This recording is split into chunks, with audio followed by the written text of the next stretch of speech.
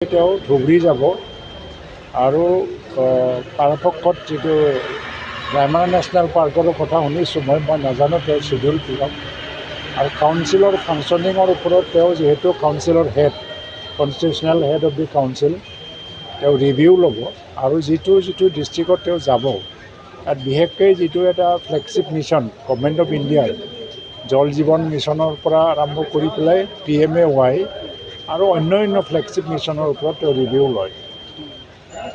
Governor ডাঙৰীয়া যথেষ্ট লাৰ্নেড মানুহ, তেওঁ আগত মিনিষ্টাৰ আছিলে আৰু পলিটিকেলি বহুত বছৰ কাম কৰি এক্সপিৰিয়েঞ্চ থকা আৰু মিনিষ্টাৰ হিচাপেও কাম কৰাৰ অভিজ্ঞতা আছে।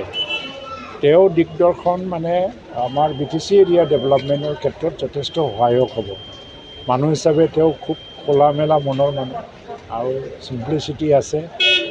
তেওঁ আহি পেলাই কাউন্সিলৰ মুৰব্বী আৰু বিষয়ববীয়াসকলৰ লগত ডিপাৰ্টমেণ্টেল যিটো ৰিভিউ ল'ব বিভিন্ন ডিপাৰ্টমেণ্টৰ কাউন্সিলত বিশেষকৈ চেণ্ট্ৰেলি স্পন্সৰ্ড ফ্লেগশ্বিপ মিছনবিলাক ভালকৈ ইমপ্লিমেণ্ট হৈছেনে নাই, PMAY কিমান দিলে, জল জীৱন মিছন কিমান সফল হৈছে, এগ্ৰিকালচাৰ ক্ষেত্ৰত কিমান সফল হৈছে, এই ফাৰ্মাৰ্ছবিলাকৰ সমস্যা আৰু হেল্থ ছেক্টৰটো তেওঁ বহুত চায়।